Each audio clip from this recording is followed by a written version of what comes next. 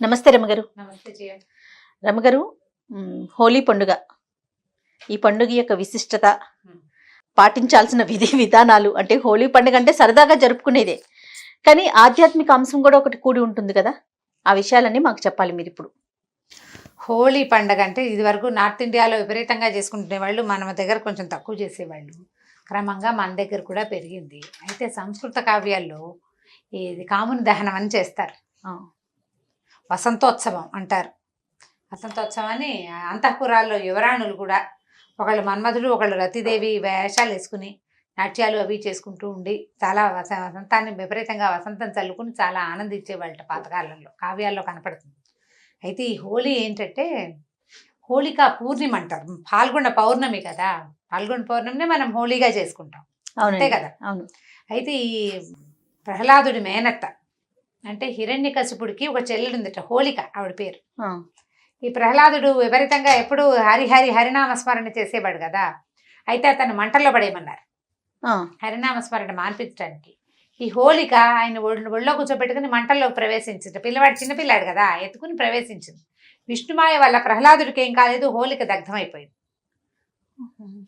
అట్లా భక్తులని ఇబ్బంది పెట్టేవాళ్ళు, భగవంతుడిని ఆశ్రయించిన వాళ్ళని ఇబ్బంది పెట్టే వాళ్ళని ఇలా అగ్నికి దగ్ధం చేయాలని వాళ్ళ బుద్ధి ఎప్పుడు బాగుపడుతుందని అలాంటి ఒక నమ్మికతోటి హోళికని దహనం చేస్తారు. కాముని దహనం అని కూడా అంటారు. సరిగ్గా ఇదే ముహూర్తానికి, ఈ సమయంలోనే పరమశివుడు తపస్సు చేసుకుంటూ ఉండగా ఆయన పార్వతీదేవిని వివాహం చేసుకోవాలని, తద్వారా పుట్టే కుమారుడు దేవతలకి సైన్యాధిపతి అవుతాడని దేవతలు భావించి మన్మధుణ్ణి ఆయన మీదకి పంపకం చేశారు.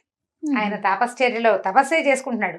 ఈ తపశ్చర్యలో ఉన్న పరమేశ్వరుణ్ణి పార్వతీదేవికి అనుకూలుడిగా మార్చడం కోసం ఆ సమయానికి ఈయన బాణం వేశాడు. వాళ్ళిద్దరూ ఒక చోట ఉన్నప్పుడు, అంటే పరమశివుడు తపస్సు చేసుకున్నాడు, పార్వతీదేవి ఏదో పరిచర్య చేయడానికి పువ్వులు అవి సమర్పించడానికి వచ్చింది. అదే సమయానికి మన్మథుడు బాణం వేశాడు.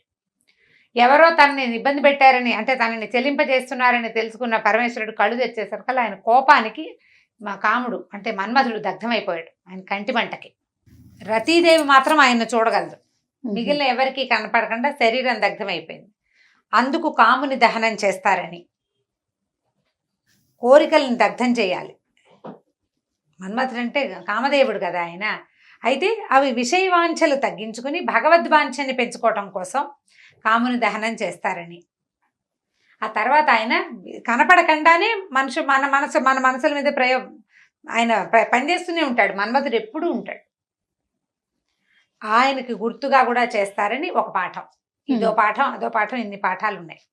అయితే ఇది మనకి భాగవతంలో కూడా కనిపిస్తుంది. భాగవతం దశమస్కంధంలో కూడా, భారతంలోను ఏమిటి రంగులు నీళ్లు చల్లుకునేవాళ్ళు. అప్పట్లో రంగులు ఏం చేసేవాళ్ళట, పువ్వులు అవి కలిపేవాళ్ళు.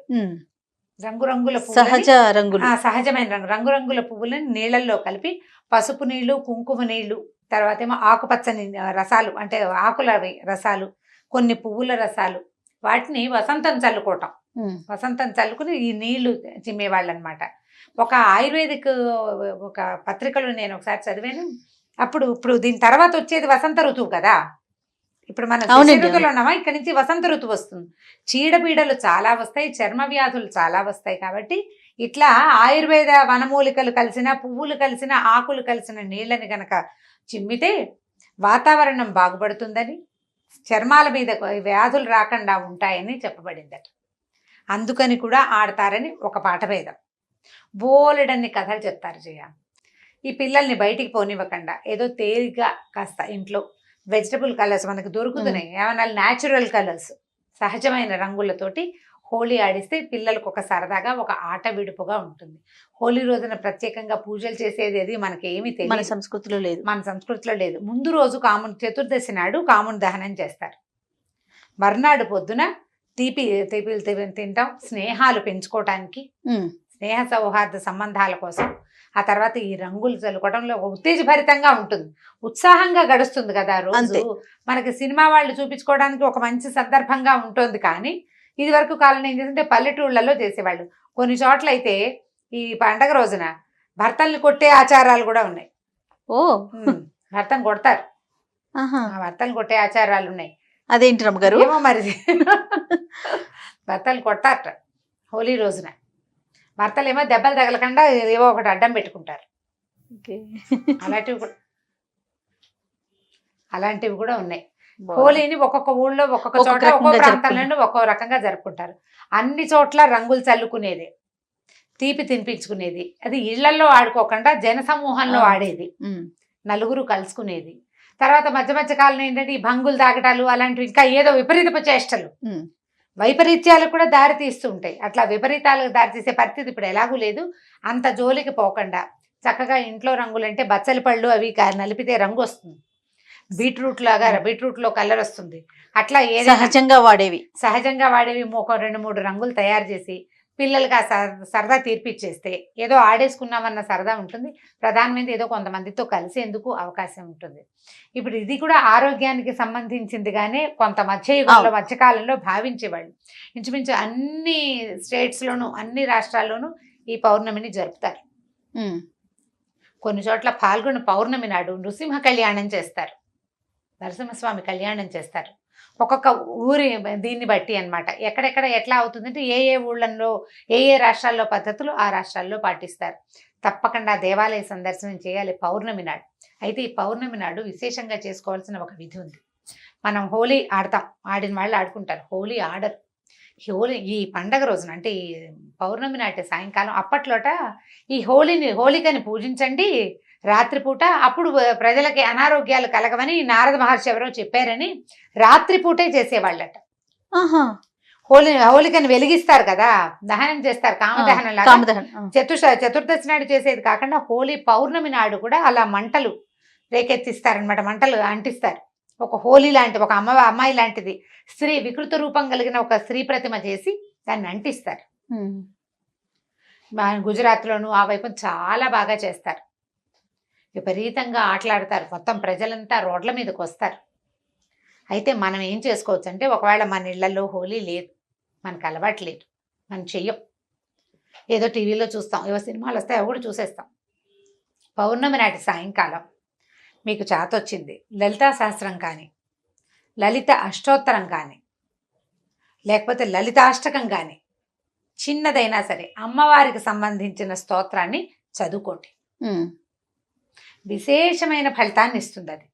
ఈ చేసినప్పుడు ఏం చేయాలంటే క్షీరాన్నం పాలు పోసి పాయసం తయారు చేసి అన్నంతో, బియ్యం పరమాన్నం అంటాం కదా, అట్లా క్షీరాన్నాన్ని తయారు చేసుకుని ఒక వెండి పాత్రలో పోయండి. ఓకే. కంచం అన్నం తినే కంచాలు కాకపోతే మంచిది, అన్నం తినే కంచమైనా అందులో బంగారు పువ్వు ఉంటే పనికొస్తుంది అంటారు. అది కాకపోయినా అంత చిన్న పాత్ర అయినా పర్వాలేదు, వెండి పాత్రలో పాయసం, పాలతో చేసిన పాయసం పోసి మేడ మీదకి తీసుకెళ్ళండి, లేదా బాల్కనీలో చంద్రకాంతి పడే చోట అది పెట్టుకోండి. ఆ పాత్ర స్థలం కొంచెం శుద్ధి చేసి, మురికా చెత్తగా లేకుండా స్థల శుద్ధి చేసుకుని, మీకు అలవాటు ఉంటే ఓ చక్కగా పసుపు నీళ్ళు చల్లి కాస్త ముగ్గేసి 2 పువ్వులు పెట్టి అక్కడే ఓ దీపారాధన చేసి, మీ ఇష్టం అవన్నీ కూడా. ఓకే. ఈ చంద్రకిరణాలు పడే చోట ఈ దీన్ని పాయస పాత్రని పెట్టుకోండి. అక్కడ కూర్చుని చంద్రకాంతిలో లలితా సహస్రం కానీ ఏదైనా చేయండి. చంద్రుడికి బింబం గేసి చూస్తే అక్కడ అమ్మవారిని భావించండి. మీకు ఇష్టమైన రూపం, అమ్మవారి స్వరూపం మీకు ఏది నచ్చితే అది, ఆమెను భావిస్తూ సహస్రం కానీ, అష్టోత్తరం కానీ, మీరు త్రిశతి కానీ, ఏది కావాలంటే అది చదువుకోండి. 4 సార్లు చదువుతారు, 5 సార్లు చదువుతారు, ఒకసారి చదువుతారు, మీ ఓపిక మీ శక్తి. ఈ పాయసాన్ని చంద్రుడిలో ఉన్నటువంటి అమ్మవారికి నివేదన చేసుకోండి. శాస్త్రం ప్రకారం సాంగంగా నివేదన చేతొచ్చిన వాళ్ళు చేసుకోవచ్చు, అలా రాని వాళ్ళు చేయి చూపించటమే, అమ్మవారికి నీకోసం నేను ఈ పాయసం చేశాను అని. దాన్ని ప్రసాదంగా తీసుకోండి. అపరిమితమైన మానసిక ప్రశాంతత కలుగుతుంది. పిల్లల్లో ఇతరత్ర అటు ఇటుగా అయిపోతున్నాయి మనసులు, వాళ్ళను కూడా వెన్నెల్లో కూర్చోబెట్టండి. పౌర్ణమి వెన్నెల చాలా మంచిది. చంద్రుడు మనఃకారకుడు, అతను చాలా సమస్యల్ని తీర్చేస్తాడు. మనం భావన చేసిన అమ్మవారు, మనం చదివిన స్తోత్రము, ఆ ప్రశాంతమైన వాతావరణము, ఇవన్నీ కూడా మనకి చిత్తశాంతిని ప్రసాదిస్తాయి. సరదాగా హోలీ చేసుకుంటే చేసుకోండి. హోలీ పౌర్ణమి నాడు ఒక మంచి పని చేశామన్న సంతోషం కలుగుతుంది మీరు ఇది గనక చేస్తే. తప్పకుండా.